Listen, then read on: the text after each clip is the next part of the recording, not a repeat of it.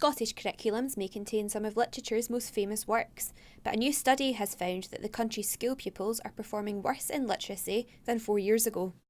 The study identified a divide between the performance of young people in deprived and affluent areas. Education Secretary John Swinney said the results were simply not good enough, adding that changes were imperative. If you look at kids in more affluent areas, and it's not always the case, and it's very much not always the case, but oftentimes parents have got there are more adults around. There are adults around who are working, who have maybe been through education, maybe been through higher education. There are more books in the household. Quite often we meet kids and they'll brag about the fact that they've never read a book. They'll talk quite positively about the fact that there's no books in the house.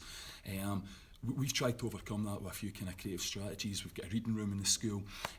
We've got books that aren't marked, so if kids want to take one and take it away with them, we're not going to chase them up about it. I think as a society we have to think about what our priorities are, and I'm not sure at the moment that in Scotland we do have a clear idea about what our priorities are.